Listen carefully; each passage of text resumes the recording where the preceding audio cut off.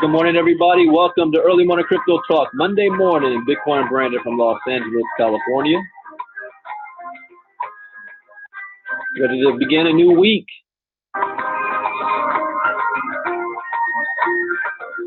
Go ahead and type in the chat box your name and where you're listening in from. Make sure you hit that thumbs up button on the YouTube channel.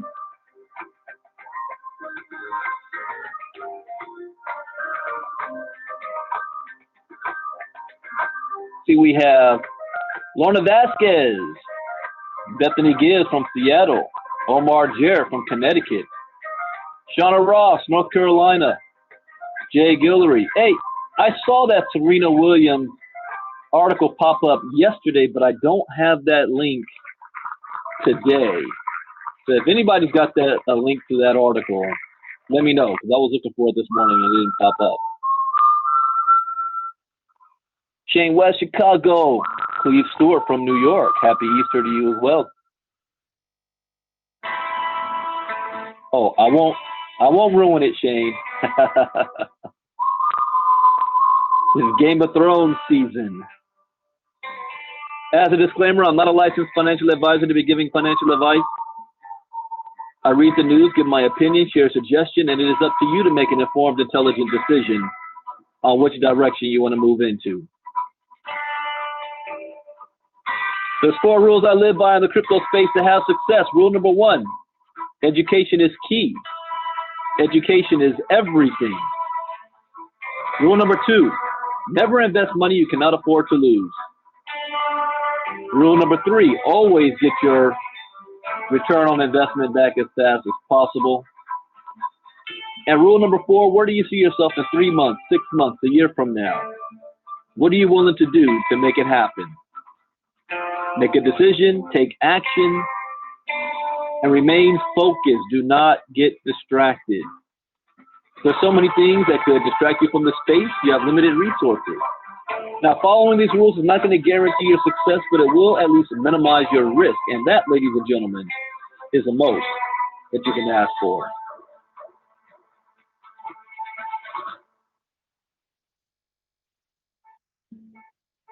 Get screen share started. You know, someone asked me again, I did a whole Facebook Live about what focus actually means. Here's the short version of that. Focus is just, you will have movement and success wherever you're putting most of your time in. And so if you don't know if you're focused or not, just a good way is, what are you thinking about most of the time? What is your social media about most of the time? Because people seem to use social media as like their private journal for the world to see. What is your social media talking about most of the time? Whatever that is, that's your focus. And here's a way you can practice that. If you just look at random people that you know, go through their social media feeds, whether it's Twitter, Pinterest, Instagram, or Facebook, and just look at what they are talking about most of the time. Whatever that is, that's their focus. And yours, look at your own. It's weird. I have people tell me all the time that they're focused on one thing, but then I look at their social media and what they're doing and spending their time on a daily basis. I'm like, that's not your focus. This is your focus. You have a different focus. No. I'm like, hey, actions speak louder than words. My wife likes to remind me of that all the time. All right, let's look at the market. And I haven't done a crypto talk in the last couple of days. We had Easter weekend, and then I was in Austin last week. So I've missed some key things. So there's a lot of things we're going to cover. I may not read all the articles in their entirety, but things that kind of popped up that caught my attention this morning. And I want to go back. I want to look for that Serena Williams article. I was eating dinner at my parents' house yesterday and talking to a family friend about crypto, and the Serena Williams article popped up, and I don't remember how I saw it. It was on my phone. Anyways, the market is at 182 billion, up 1.5% since 24 hours. Bitcoin dominance is at 51.5%. So Bitcoin itself, kind of is down maybe a little bit. The altcoins had a rise. So Bitcoin is at 52.97. All green for the 1 hour, 24 hour, and 7-day chart. Ethereum is also green across the board. Ripple, almost green across the board, except for the last hour. But the last hour, it looks like the market is flatlined. Can you just see this? It's all 0%. 24 hours, it kind of looks like it's flatlined as well. 7 days, a little bit of growth. Best performers over the last 24 hours, Digix DAO, Cosmos, 29.8%. It has risen to the number 12 coin. Cosmos has come out of nowhere, up 15% the last 7 days. I'm not familiar with this coin in detail. I'm going to have to look this one up, but it's rising in the ranks. We're at $6.41. Let's see, Augur up 12%. Any other top coin? OKB. Electronium is now dropped to the number 99th coin, but it is up 4.2% last 24 hours, down 7% last 7 days. Cardano is up 3.9%. That's a good move there. Let's see, worst performers. Bibix at negative 13%. Basic Attention, negative almost 10% down last 24 hours. Wow. But it did have a rise and went up 35% last 7 days. So these people are still in big profit there. Any top one? Hundi X is down 1.2%. Not much. Monero. All right, let's take a look at some news. What can I start with? Oh yeah, I saw this morning. I downloaded a new app that you can use, just like I used to use CoinMarketCap to look at my daily numbers. Now I use CoinGecko on my computer. On my phone, I use a CoinMarket app, But there's a new app out now that I think it looks really cool. It's called Crypto Rocket. I just downloaded this about 10 minutes ago, so I already see my only pet peeve. There's a free version, and then I think there's another version you got to pay like $1.99, which I'm probably gonna do because I got to read through it. But what's annoying is there's advertisements, ads, and like when I switch to the converter, which I do like that it has its own crypto converter on it. A 15-second ad popped up or 5-second ad popped up. I don't like that. So I might have to go ahead and pay so I don't have to deal with any of these stupid ads. But the app itself, this is pretty cool. I'm just looking at it on my other phone right now. It also gives me the news. I like that. Like it has the news, top headlines of the day, has an overview of all the coins. I have a watch list. It has volumes. It has market caps. So I'm going to use that as well as CoinMarketCap until I think this one is better. But let's see what the news says about this.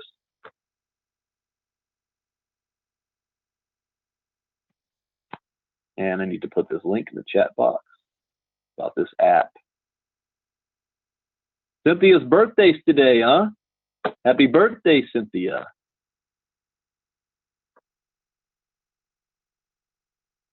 Crypto Rocket lets you track over 2,000 cryptocurrencies. Having access to detailed and real-time market data is a precondition for becoming a successful cryptocurrency trader. Crypto Rocket is a mobile app that aggregates useful information about digital coins, including price movements and the latest developments in the space. Crypto Rocket is a free application developed for Android devices that tracks the prices of over 2,000 cryptocurrencies. It pulls market data from multiple digital asset exchanges, including major platforms such as Kraken, Coinbase, and Bitfinex, as well as local Bitcoins, which is the leading peer-to-peer exchange. The software can notify users when the price of a particular coin crosses I like that. So I can set it up for an alert. Traders can create a watch list to filter followed currencies. Interactive historical price charts allow them to examine market trends over different time frames.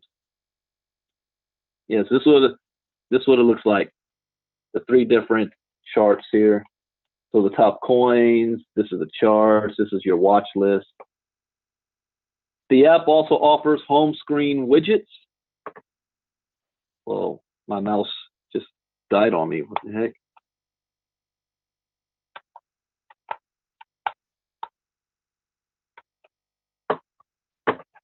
Come on, mouse. The scroll works. Okay, I'll just go with that for now. The software can notify users when the price of certain particular coins cross a threshold. Traders can create a watch list to filter followed currencies. Interactive historical price charts allow them to examine market trends over different time frames. The app also offers home screen widgets that will help you stay informed about market development concerning the coins you are interested in, as well as a breaking news page. There's also a details section that facilitates deeper analysis based on highs, lows, and total volume. Crypto Rocket comes with a currency converter. I like that. That can be used to compare the market prices of cryptocurrencies and fiat equivalents. The feature supports dozens of traditional currencies, including Indian rupee, Russian ruble, and Turkish lira, South African rand, Brazilian real, and Vietnamese dong. If you need to keep track of the current prices and market valuations of cryptocurrencies, you can also use the Satoshi Pulse market cap aggregator developed by Bitcoin.com. I haven't heard of that. The platform allows you to pick your favorite digital coins and calculate the price and a number of crypto and fiat currencies. It's available in English, Russian, Chinese, and Korean. So that's a cool app to have. And I'm messing with my mouse here. This thing. You're gonna mess with me now? Of course. Wait, let me check. Is it the battery?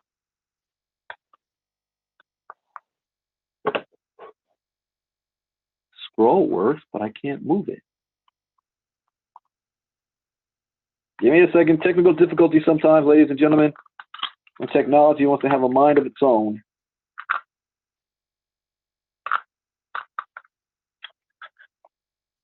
And this is a new battery as well.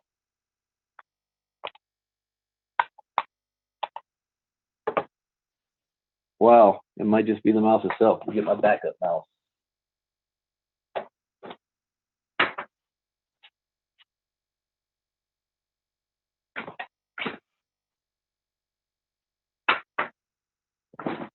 One second.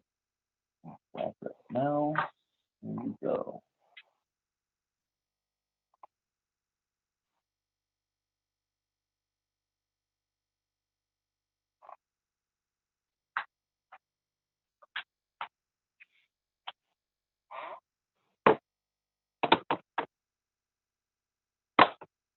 Oh, turn it on.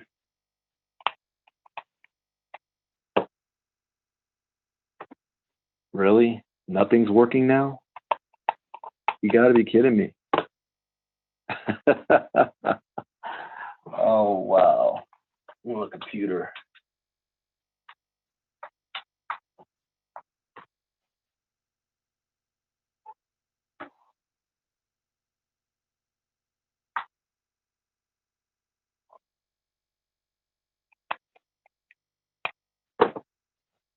Okay, backup mouse working.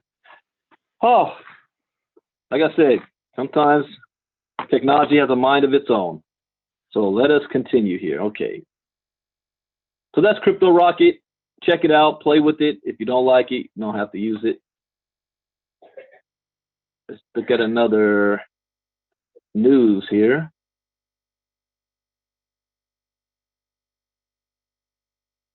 This is from news.bitcoin.com. Oh, my mouse just stopped again. Are you kidding? What's going on? Okay. Will Belarus be the first country with nuclear-powered mining? Nuclear-powered mining? Huh. Oh, I actually have to click on this. Let's read more about this. And I'll put the link in the chat box.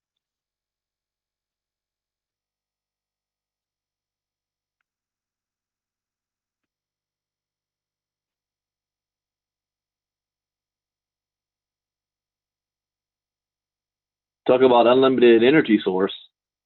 Bitcoin goes nuclear. All right, come on, scroll down for me. Here we go. Cryptocurrency mining has lost some of its profitability during the prolonged bear market of the past year. However, not all investors are short-sighted.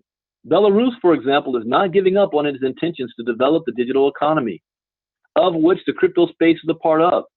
Minsk thinks it has enough resources and soon plenty of cheap energy to power new coin minting facilities and make a buck from Bitcoin mining. Lukashenko to build mining farms at Belarusian NPP. During a recent meeting with representatives of the IT industry, President Alexander Lukashenko is the president. When is our president going to start talking about this? The Russian president is, the Iranians are, Kim Jong-un is, the president of Venezuela is, not America.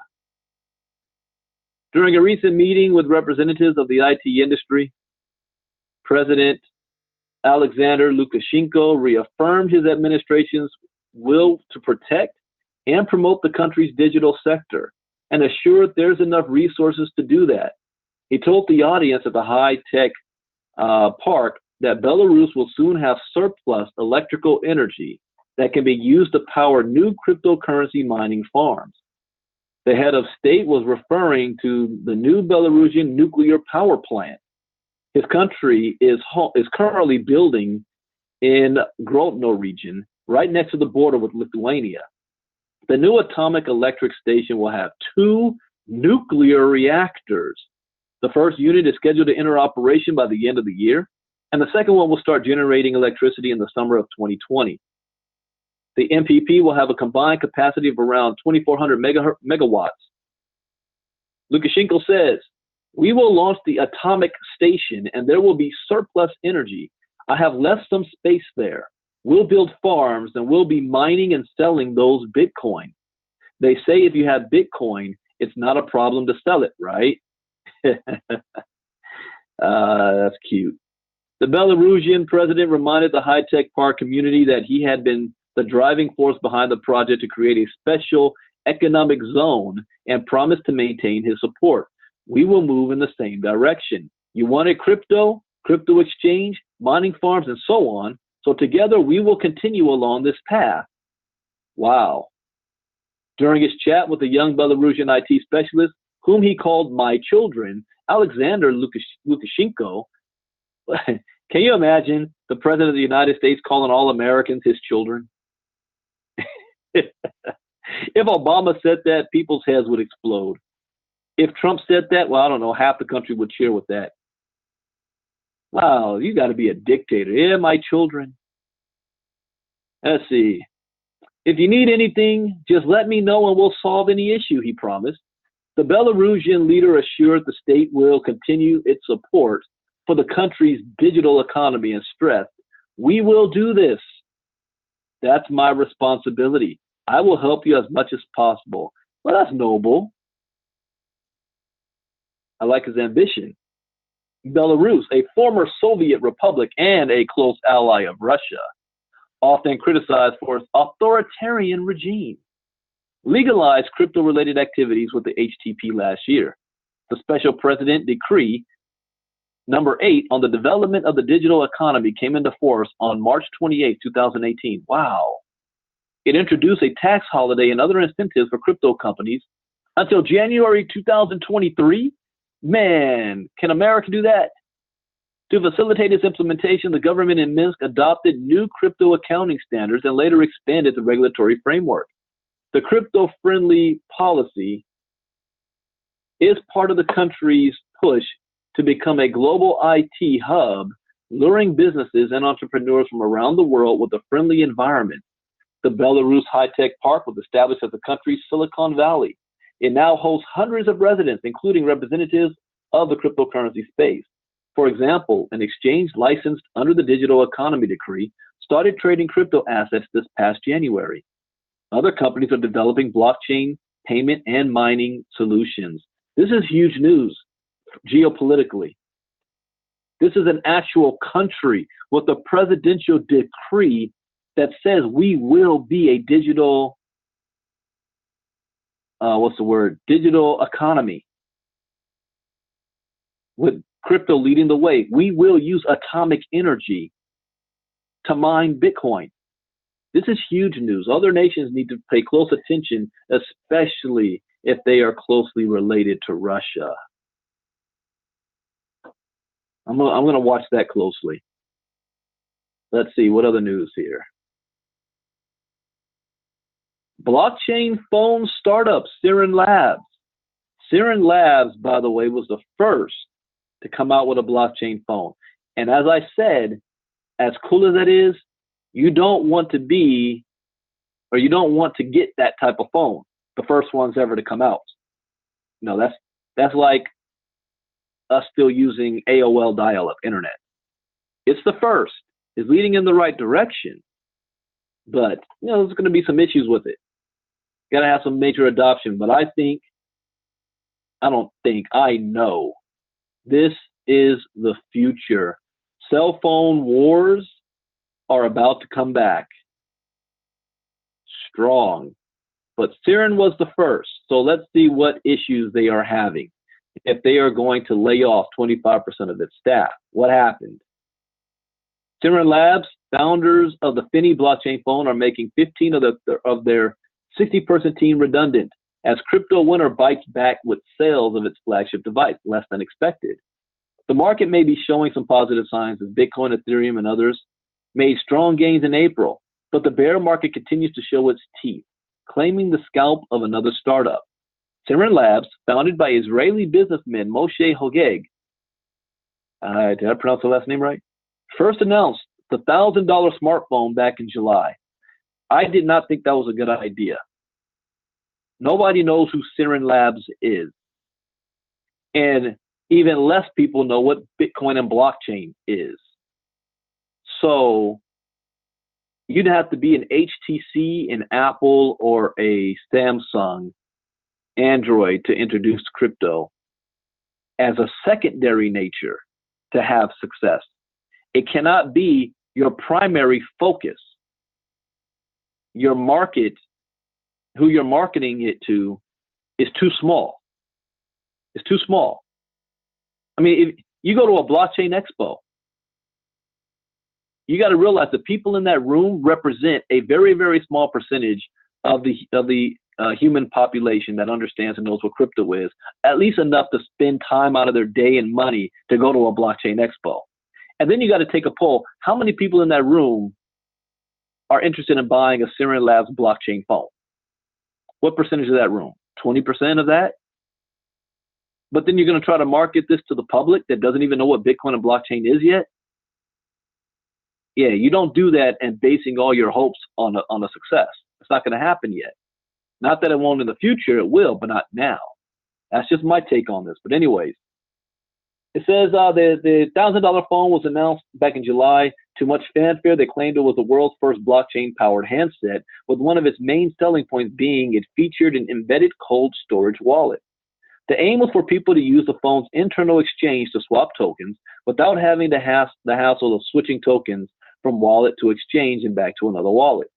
But despite the hype and backing from Barcelona soccer superstar Lionel Messi, no one was buying it, Globes reports, and the company had to cut costs.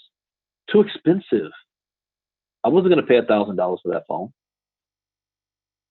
Embarrassingly, Siren Labs was forced to deny media reports it had failed to pay its employees' salaries. Holgeg tells Globes, the global market is not in the best state. The company gives some of its work to outsourcing and plans to focus on development and distribution of the software. Sales are not what we expected. It would have if you had come to us and let us be your distribution arm. I'm just saying, because we did reach out to them. On top of this, I'm seeing another opportunity here. Let me table that in my head. I see an opportunity. On top of this, Holgig faces a number of legal actions around the world. Most recently in California, my state, where a $50 million lawsuit has reportedly been filed over allegations he and business partners conned investors out of hundreds of millions of dollars. Wow, I didn't hear about that. Another ICO bites the dust. In the good old days of the last bull market, Siren Labs managed to raise $158 million in an ICO. Combined with an additional $97 million it had raised, you would expect a $255 million war chest would put it in a strong position. But it was not to be. The value of its SRN token, the digital asset issued by Siren, has plunged more than 99% to just over 3 cents from its peak in January 2018 when it was valued at what? Hold up. It was valued at $3.48 per token. So let's take a look at this. Let's look it up. SRN. Siren Labs. Wow, it's ranked 194. This is, okay, those of you that own green coins, pay close attention to what I'm about to show. So let's take a look at Siren. Siren right now is worth 3 cents. Rank 194. Show me the history.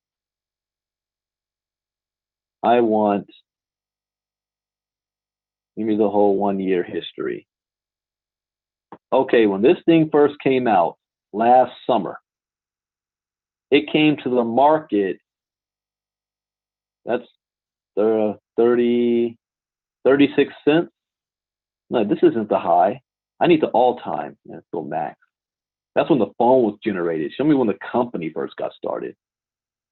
Okay, January, it came onto the market at $1, less than $1, 96 cents. January 2018. It shot up all the way. Give me a second. My computer is reloading on me.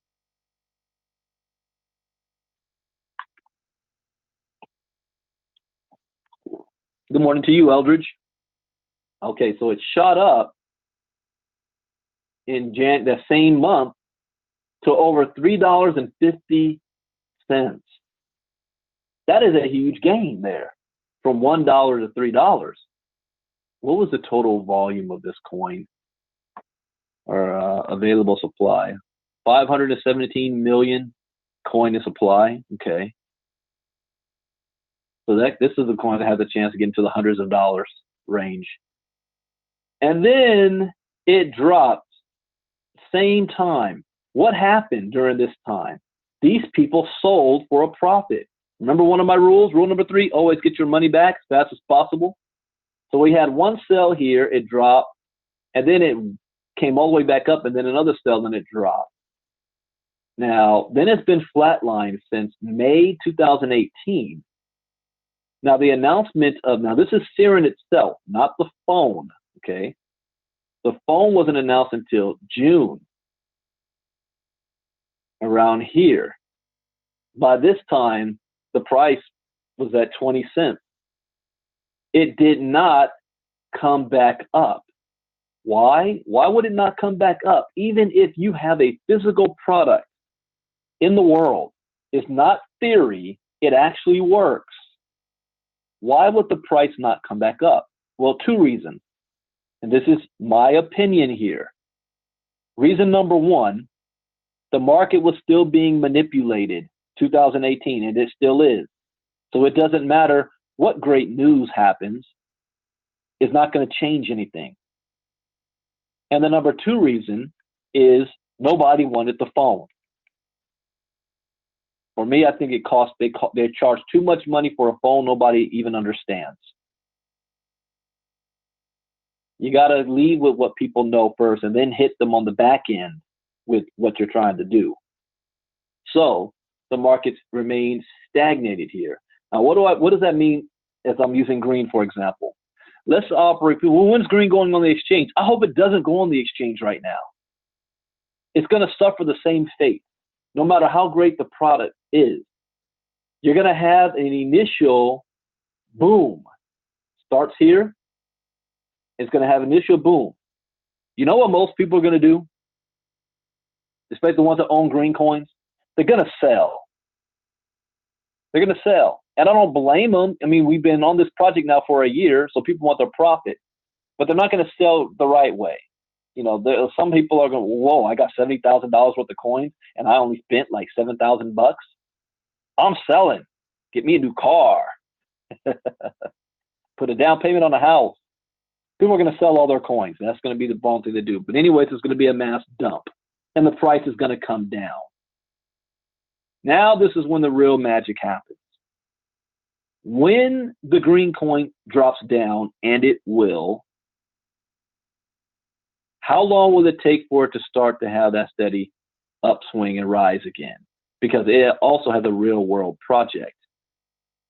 Since the market is being manipulated, it has nothing to do with the real world project. It has all to do with the markets being manipulated, and when they decide to take their foot off the gas and the entire market cap raises over $300, $400, $500 billion dollars. That is when you'll see the coin, just like even Sirin Labs, the coin's going to go up based on this right now.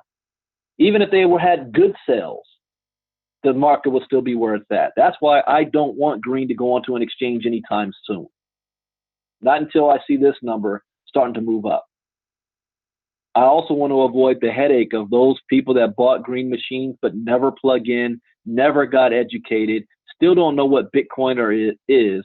They're just looking for a return on investment, and they got money to spend. This is why I say education is everything. Those are the people that's going to lose. Even though they have money and a whole lot of coins, they're not going to know when to sell. They don't know how to sell. They don't know how to move it from wallet to wallet. And when the market drops and it dumps because they took too long, they decide they want to learn about it now that it's on the exchange, and they miss target marks and the market drops, they're going to be screaming bloody murder and call me up, cursing me out. It That is something else I can guarantee. It's going to happen. It's going to be from somebody I ain't heard from in 8 months. All of a sudden, they're going to pop up and they're going to want answers. I think I might need to turn over a new leaf and just not deal with those people and not answer the phone. It's just not my personality. All right. Whoa, Bitcoin dominance just jumped to 52.2%. Wasn't it like 51.6 or 7% when I started talking? Huh. Okay. I'm getting way off track. I'm looking at the clock. Let's finish this up. So you would have thought that they had learned their lesson. Unfortunately, the company has previous experience when it comes to launching overpriced devices nobody wants. Back in 2016, Ciner Labs launched the $16,000 what? Solarin smartphone. Yes, you did read that correctly. At a star-studded party attended by Leonardo DiCaprio and Tom Hardy, billed as an ultra-secure phone, it too bombed. Who in their right mind is going to pay $16,000 for a phone? What went wrong? It appears Ciner Labs has massively misjudged the market. They could have paid me 20 grand and I could have told them what to do. That would have saved them a whole lot of money. Misjudged the market for a $1,000 blockchain phone and the impact of the current downtrend in the crypto space. Plus, the company faced tough competition from the tech world established smartphone manufacturers. Yes, Apple and Samsung, with both companies in a dominant position, and the latter recently launching its Galaxy S10 model, which features a built-in crypto wallet. What I would have done if I was Ciner Labs, I would have come out with a basic smartphone, right? And then I would have come out with accessories like, how about a wallet? A watch, like a Fitbit watch. But that Fitbit watch is actually your crypto blockchain, your crypto wallet. And it can attach to your phone. So instead of somebody spending $1,000 on the phone, sell like a $400 phone. And then the watch for like $150. And it acts like a Trezor or a Ledger. Oh, you would have made a killing doing that. But who am I? I'm just Bitcoin Brandon. I don't know nothing. All right, let's go on to another article. The Rothschilds. If you've ever attended our Bitcoin boot camps, you hear me talk about the wealthy, the river of money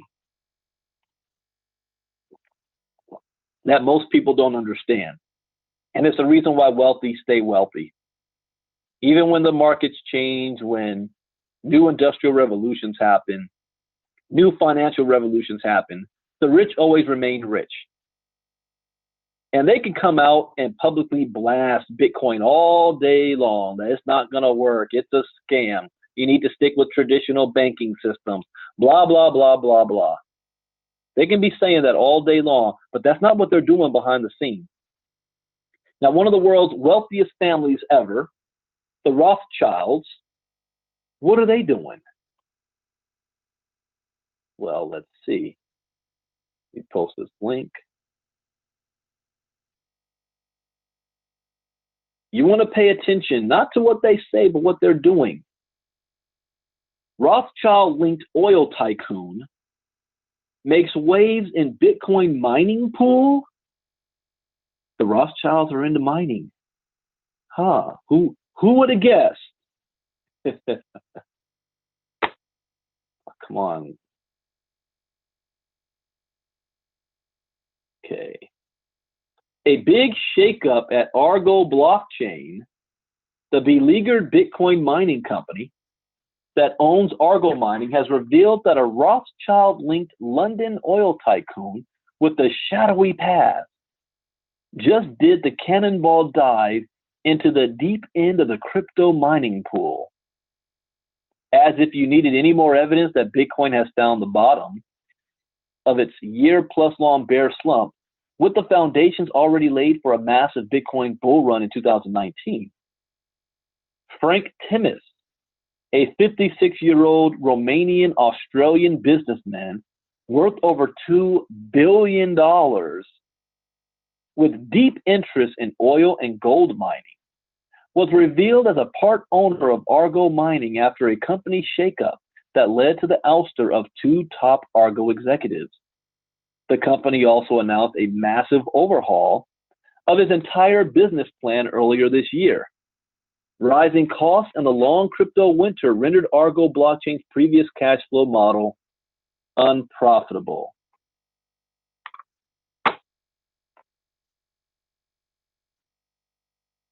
With Frank Timis, who now owns a controlling 14% stake in the Bitcoin mining firm, at the helm, Argo has moved on from subletting hash rate and invested in its own mining rigs. The financial establishment has been looking at cryptocurrency and the disruptive power it holds with eyes wide open for some time now. 2018 was a year of unprecedented institutional interest in Bitcoin and other digital assets. Stop right there. That is a very important paragraph that most people won't get. 2018, in most people's eyes, will be seen as one of the worst years for Bitcoin, especially for those that just came on board in 2017. One of the worst years. Why? Bitcoin lost 80% of its value from December 2017. Yet, let me read this one more time. The financial establishment, that's not retail, that's institutional people, that's billionaires, has been looking at crypto and the disruptive power it holds with eyes wide open for some time now. They've been watching this. But then it goes on to say, 2018 was a year of unprecedented institutional interest. Why, if Bitcoin loses 80% of its value, why in the world would institutional investors be interested in it? That goes against common sense and logic to people who don't understand money. While everybody was bailing on crypto, oh, I'm never getting in on that. I lost all my money. I know people that lost money in 2018. Man, that thing is too volatile. My uncle at Easter told me that, don't get involved with that stuff because he lost money last year. That's what all the broke people are saying. All the rich people are getting ready. 2019 is poised to be an even bigger year for institutional investment as the powers that be scramble to disrupt themselves and their competitors before letting themselves be disrupted first. Major Silicon Valley and Wall Street forces are on the move. Why is it underlined? Is there an article about it? I'm going to have to privately read that later. Frank Timis is an old oil and gold guy. Look at this. The oil and gold guys are all getting, they're getting ready. He has economic interests that tie him firmly into the establishment. In the mid-90s, Timis' gold mining company, Gabriel Resources, even obtained a $3 million loan. Wait. And that's another hint right there. These people don't use their own money, even though they got billions in the bank. Got a $3 million loan from the Rothschild Bank after striking gold in Australia. Do what the wealthy people do. Use other people's money. They got a loan from the Rothschild Bank. Now, the Rothschilds, if you know their history, have known as the bankers of the world. Whenever they want more money, they just print more money. You can't do that in crypto. But look what the Rothschilds are doing now. Okay, if we can't print it, we'll mine it. We will dominate the mining of all crypto coins. One way or another, they figure out a way to stay on top. They've been in power for centuries. They do understand it. They know it's going to fundamentally change things, and they're adapting. It is not going to swallow them up. They can drop 50 million on Bitcoin today. There's nothing you can do about it. They will always have more coins than you. Certainly, the threat of institutional adoption is real for those blind masses who would remain shackled by the surveillance and corruption of the financial establishment. That's true. I agree with that. Come on, computer. Maybe I got too many tabs open. All these articles. And I'm running out of time. Haven't even got to some of the main ones yet.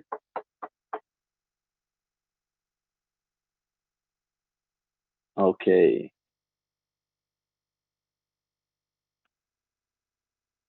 Certainly, the threat of institutional adoption is real for those blind masses. But Bitcoin's clever architecture will remain as incorruptible and universally accessible as ever, despite the waves of institutional adoption. It doesn't matter how many other people use it or how they use it. Your Bitcoin will always be in your control as long as you hold the private keys. That's true. That's an interesting article. It just confirmed to me what I always say. The rich will just pull up their anchors and flow wherever the river's flowing next. We need to follow suit. All right. What is this? 10 reasons Bitcoin will party like 2017. I don't remember opening this article. This is an old article, February 21st. All right, I'm going to skip that one. That's old news. JP Morgan. Oh, I know why I opened that up. It was, oh yeah, I opened that up from the other article for me to read later on. Okay. I'm getting older, forgetful. JP Morgan plots blockchain payments to fight TransferWise Ripple threat. And put this link in the chat box.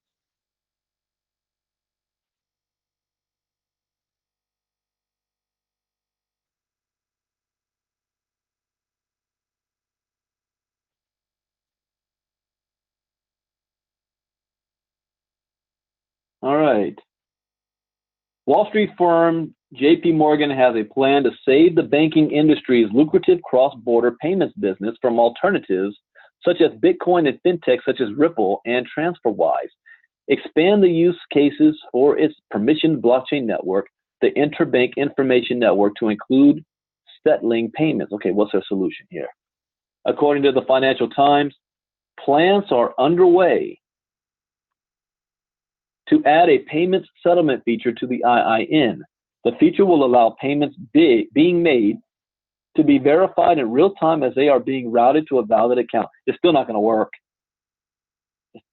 It's not going to have people say, yeah, you're right, they got something new, I'm going to abandon Ripple and go use, JP Morgan's new thing. Nope.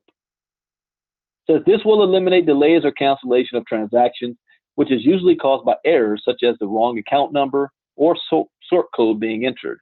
The system is expected to go live by July. Whatever happened to their JPM coin? They're bouncing all over the place right now. Just an information sharing tool for now. Currently, IIN's use cases are limited to enabling information sharing among banks on a mutually accessible ledger. Financial institutions are thus able to resolve compliance issues, which are also a leading cause of payment delays. Man, I got to do that Facebook Live where I'm talking about what is the blockchain. It's right there. It's a ledger. Distributed ledger technology. JP Morgan is trying to come up with a new version of it without having to use crypto. So far, over 200 banks from around the world have joined the IIN blockchain network. The IIN is powered by a permissioned variant of the Ethereum blockchain known as Quorum. What are they doing? Trying to take some blockchain technology and create their own, but not be the blockchain?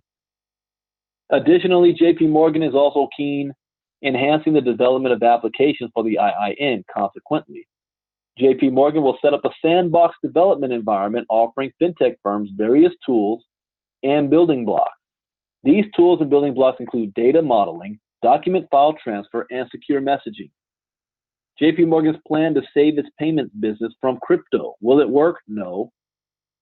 Coming hot on the heels of announcing a stable coin known as JPM coin, The introduction of a payment settlement feature for the IIN is an indication that the banking giant sees the biggest threat from cryptos being taking away the lucrative fees and commissions it earns from its money transfer business. Yeah, that's why Ripple is licking its chops right now. Currently, JP Morgan's wholesale payments business records over $6 trillion in daily transactions. According to CNBC, the JPM coin will primarily target multinational corporations and other verified wholesale clients of JP Morgan. JP Morgan is a true believer in blockchain, not Bitcoin.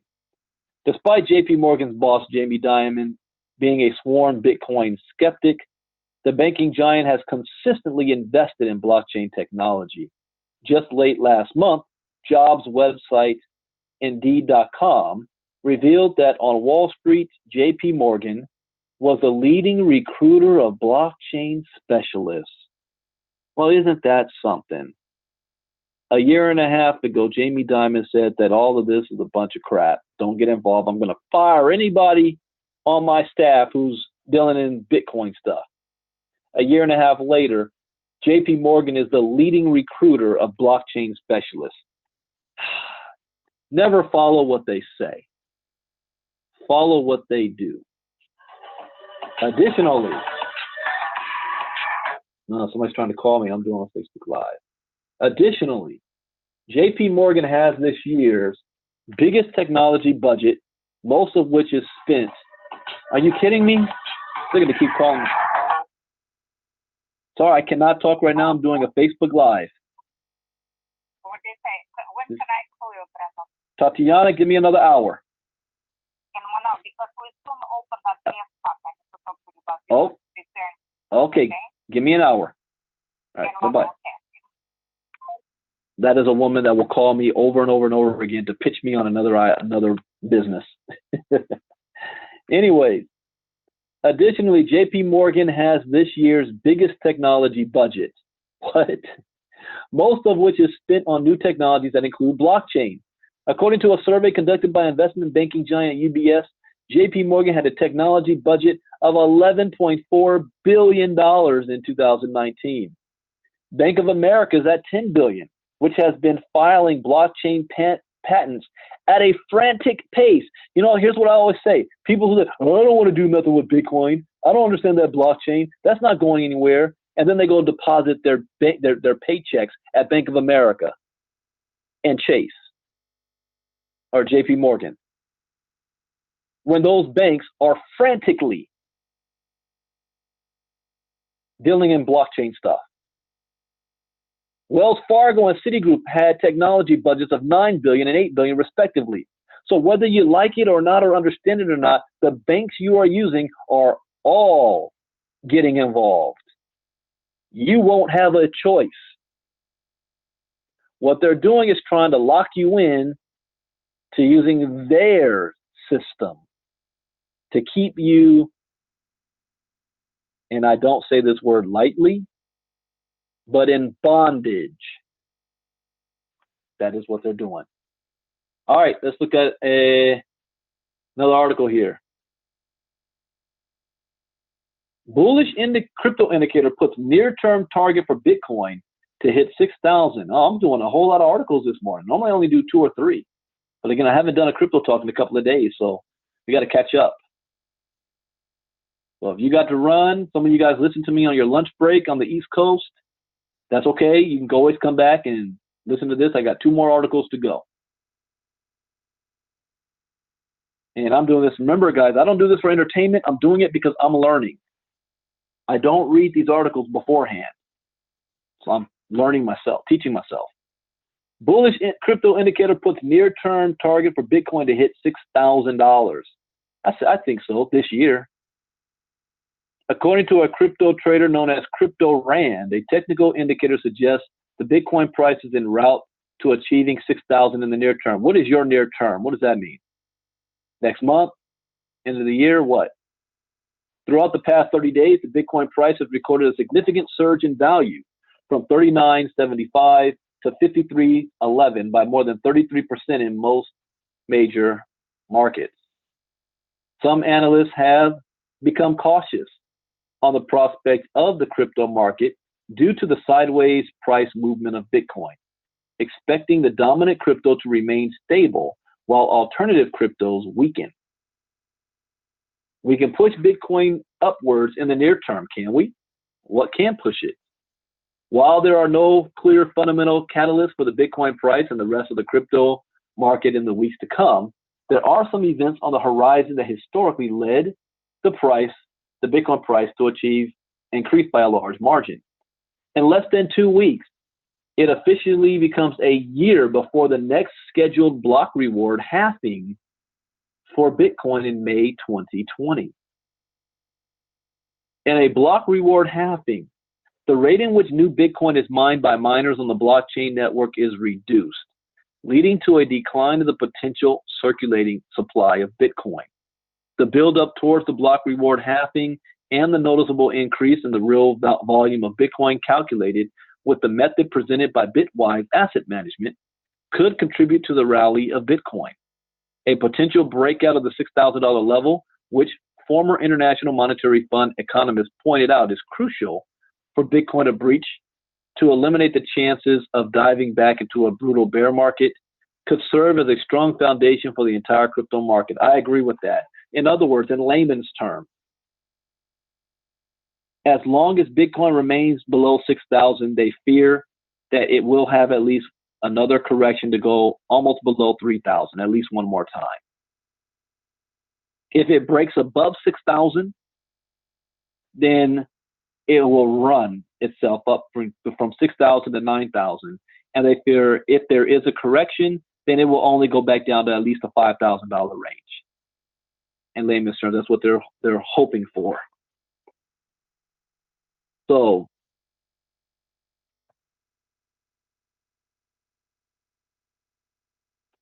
Mark Dow says, still a beautiful chart. If Bitcoin can't bounce to at least 5K to 6K soon, it's a really bad sign for the cyber bulls. And if it breaks down through the yellow line at any point, even the holders need to GTFO. Wrong. Again, watch who you're listening to. I don't know who this Mark Dow is and why he is being quoted. Oh, from Block TV? Yeah. Whatever they say, you do the opposite. Even if it goes down, see below the level, the yellow line here is 3,190. That's what he's saying. So he's saying if you're holding on to coins and it gets below 3,190, you better get out, better sell your coins. Wrong. That's when you buy your coin. You don't buy high, sell low. You buy low, sell high. All the long-term holders they're not even looking at the day-to-day price. You just keep holding because it's going to bounce back up higher than before. If I was on Twitter, I'd call this clown out. Like, what are you talking about? Anyways, several traders, based on the performance of Bitcoin and alternative cryptos in the past 4 months, have suggested that the bear market has already come to an end and that the market may be engaging in a new rally. Now, again, I agree with everything he said except this last part. Holders will need to get out. No. You just keep holding.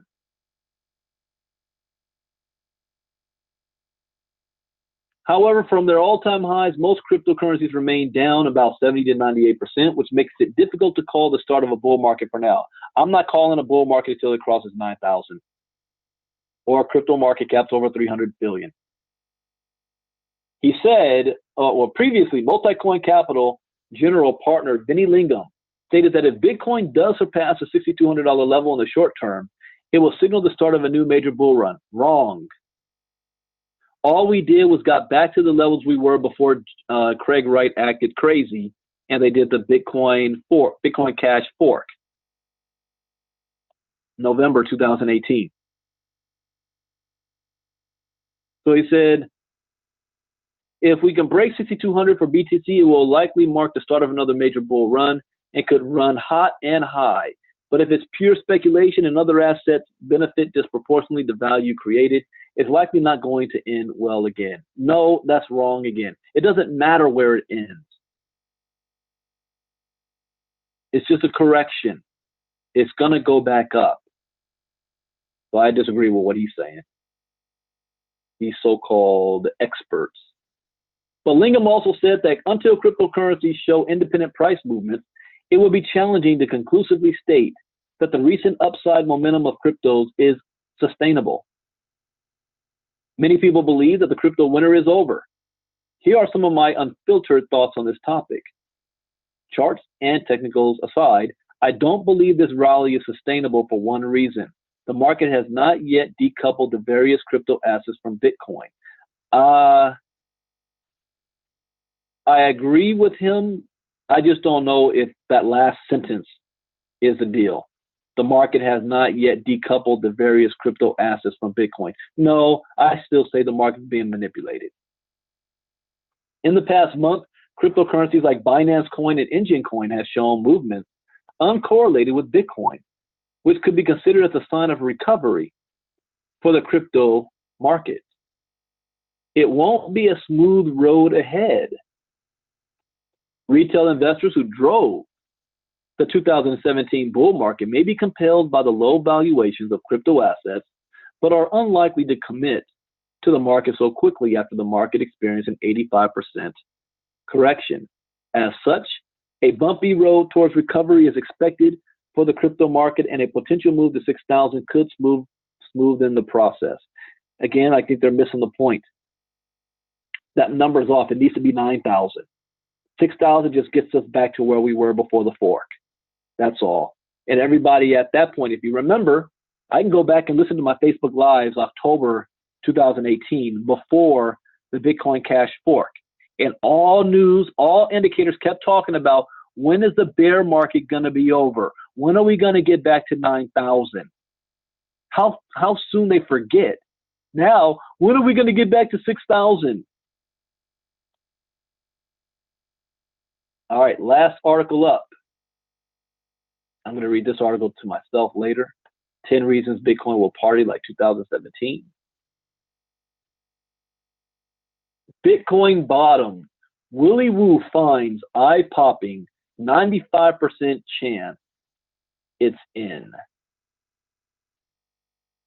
Really? There's a 95% chance?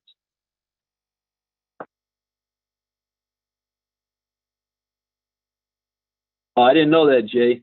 So the guy on YouTube spent 29 BTC for a down payment in a house in Texas. Nah, I wouldn't have done that. I mean, again, you know, that's his extra profit. Hey, more power to him. But those 29 Bitcoins could be worth multiple millions in the future.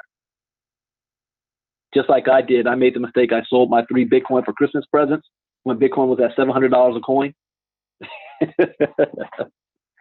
Bad move. But I didn't know. All right.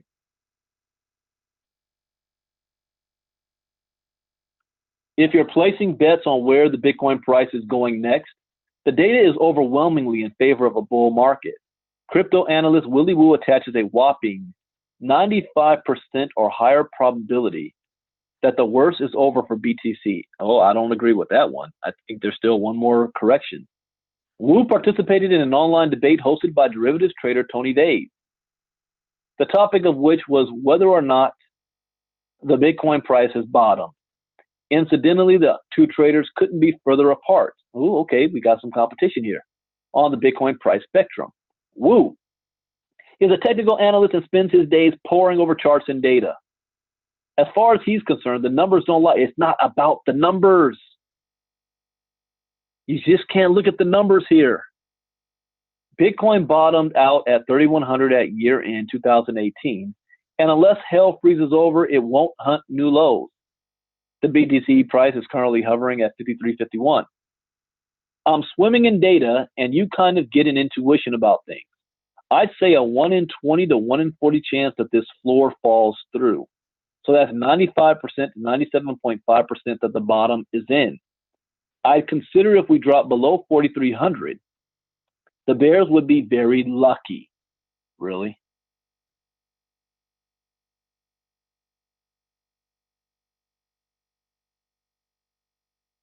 While he's the most bullish, Woo is in good company, including the likes of Adamant Capital's Tour de Meester, who attaches an 80% probability that the bottom is in. Meanwhile, Tony Vays fired off several warning shots that there is more pain ahead, suggesting there's only a 40% chance that the BTC price is bottom. I agree with that. In addition to the technical signals, Wu also considers the fundamentals in his bullish argument. Looking at BTC through the lens of an adoption curve, he said, we're seeing a doubling in user base every year, very consistently over 10 years. So what we see is this mapping of the world coming in, and in this case, the world coming in with capital that's injecting into Bitcoin. Wu and Vays both point to the dynamics in the NASDAQ and the dot-com era in their analysis. Wu likens the NASDAQ to Bitcoin, saying, the NASDAQ was essentially the adoption curve of the internet, and Bitcoin's actually the adoption curve of the internet digital scarcity, the digital version of gold. As we move into this digital age, as we move into all these things we see in the physical world being eaten by software, we're seeing also the need for digital scarcity and a monetary instrument that is natively digital and transacted on the internet. And so in that regard, I think it's even more important than the internet. I agree with that 100%. Wu's correct on that. Not to be outdone, Tony Vays gave his bearish argument on the Bitcoin price. He argued that Bitcoin has yet to capitulate from a fundamental perspective, saying, lots of these big institutional holders have not capitulated. The Novogratz and the Tim Drapers that have been holding onto these coins for a long time, I believe Bitcoin finds a way to crush people's souls. I believe the market will find a way to separate them from those coins somehow, and these are the big holders I'm actually waiting to capitulate. Then he is absolutely correct. I agree with Tony Vays. What happened in 2017 in December, when price of crypto started to drop, all of the news started saying, you need to sell, the bubble has popped.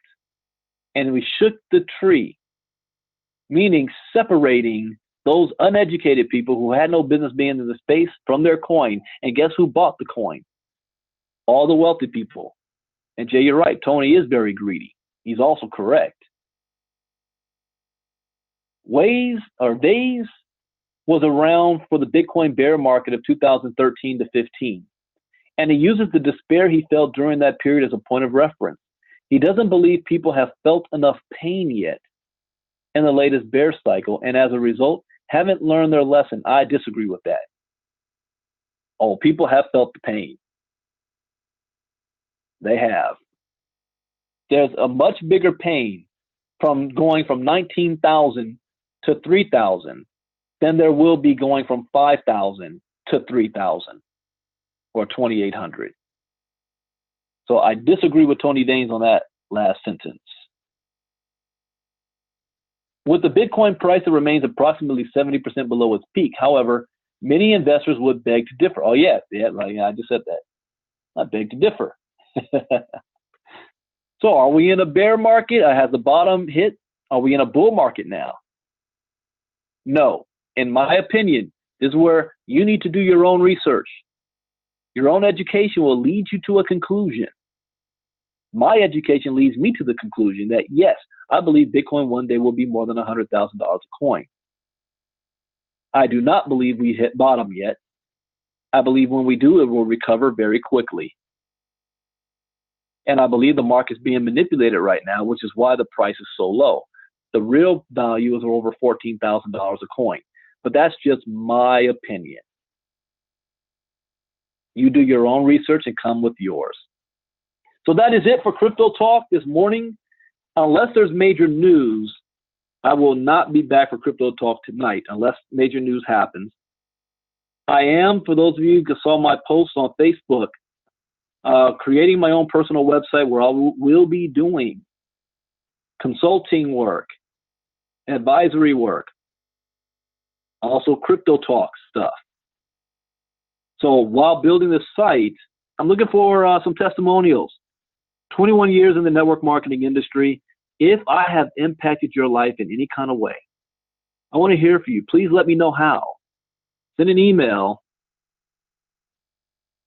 to Ivy30. Oops.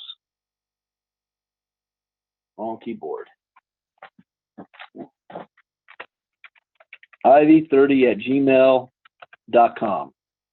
Send me a short testimonial if I've impacted your life in any kind of way, because I'm going to be doing personal development, mindset, how to get your business started, how to brand yourself and get in marketing. My services that I normally have been giving away for free, I'm going to start to monetize. So with that, I hope you guys learned something new. As always, that's the point. I'm looking forward to some more news on the KGX side this week that I'll be able to share. They got me handcuffed, made me pull down my last live I did, Facebook Live about it.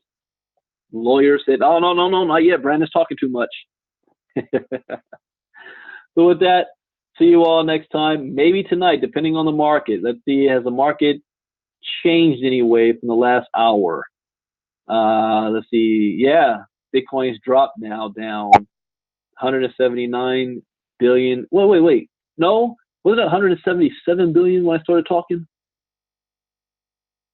I don't recall. I knew 52.2%. Ethereum's dropped below 10%, 9.99%.